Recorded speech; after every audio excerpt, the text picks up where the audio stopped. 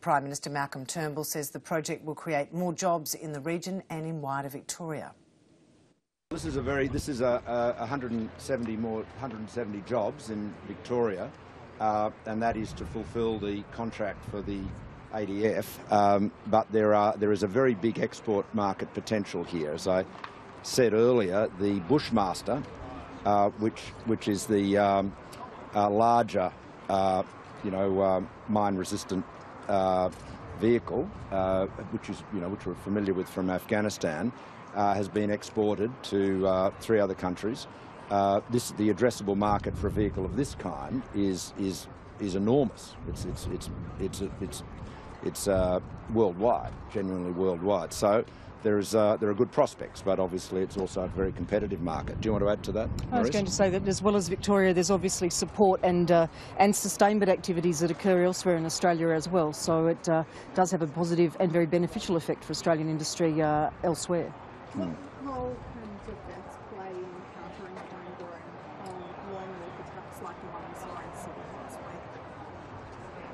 Prime Minister? Well, look, in terms of the attack in Sydney last week, again, Maurice and I and the government express our condolences to the family of Curtis Cheng, the New South Wales Police employee who was so callously murdered. We're here with the ADF, and the men and women of the ADF put their lives on the line to defend Australia, but and our values, our freedom, our national interests. But it's also important to remember that the men and women of the security forces, security services and the police do the same here at home, and they take great risks as well. And it was only the week before last, of course, that we celebrated National Police Remembrance Day, remembering police officers that have been killed or died in the course of duty. Now, so that's a very important point. Our democracy depends on a lot of things. It depends on the rule of law. It depends on Parliament. It depends on the courts. Depends on the army and the armed forces, but it also depends on the police. They are a vital part of our democracy. In terms of these so-called lone wolves, it's too early to comment, really to say, for me to say at any rate, to what extent this individual who murdered Mr. Cheng was self-motivated, self-activated. There's a lot of work being done to investigate this murder. Can I just simply say that we all of us need to be very aware of the way in which radicalisation can occur.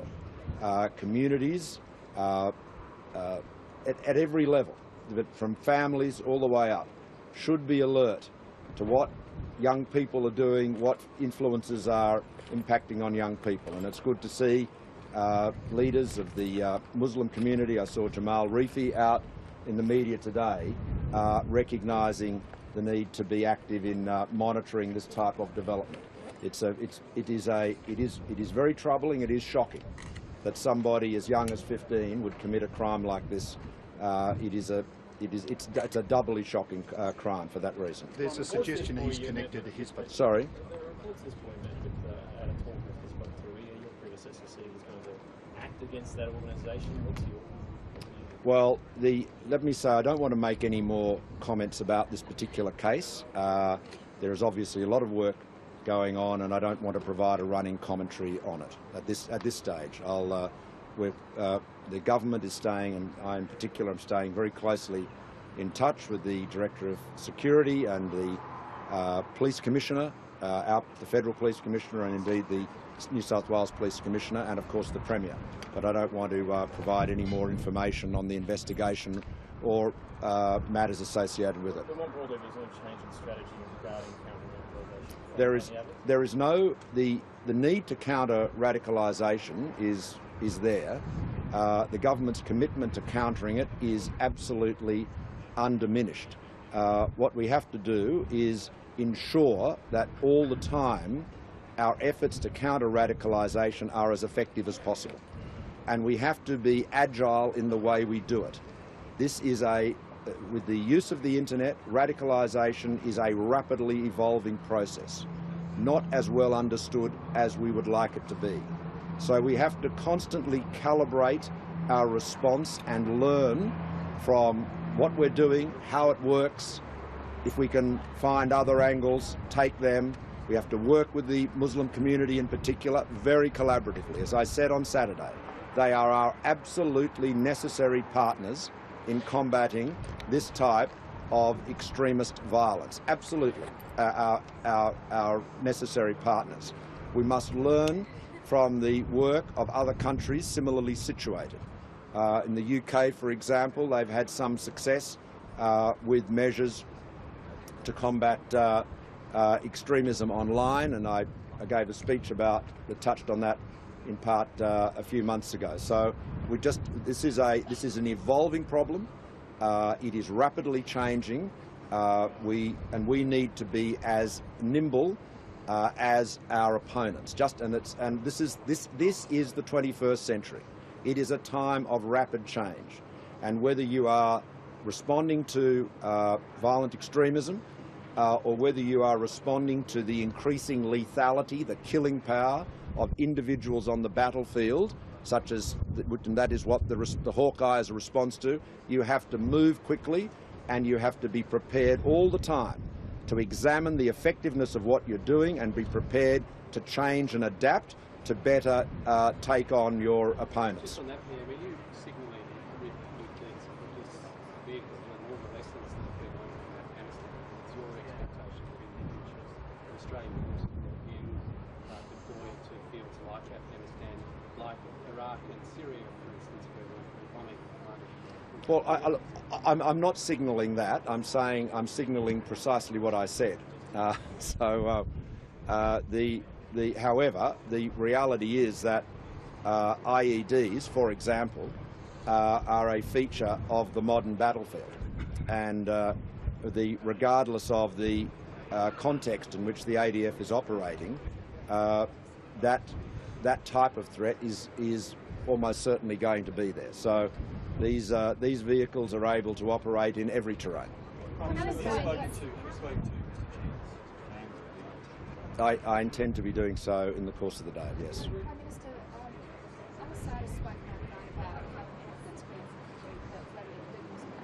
Syria. What are your thoughts on that? Well, let me say firstly that the Australian action in Syria is aimed solely at ISIL, at Daesh. We are operating as part of our work in Iraq to strike at Daesh forces that are going back to Syria or based in Syria that are fighting against, seeking to overthrow the government and other institutions in Iraq. Now, as far as Assad is concerned, I think it is clear that there can be no solution in Syria other than a political solution. There is no military solution in Syria. That is perfectly clear. It requires a political solution. As President Obama has said, however, a key element of any political solution must be a transition from Mr. Assad and from his leadership to other leadership. That is clear, and that is an element that is driven, or a factor that is driven, by the depth of the antagonisms against the Assad regime within Syria. But clearly a political solution is required, but as far as our involvement is concerned, it is focused solely on Daesh, and it is part of our work to defend Iraq. Mr. Putin's involvement in Syria, what do you say to Russia's involvement in Syria? Well, the Russian involvement in Syria has not been welcomed by the United States or its allies, but it is a reality.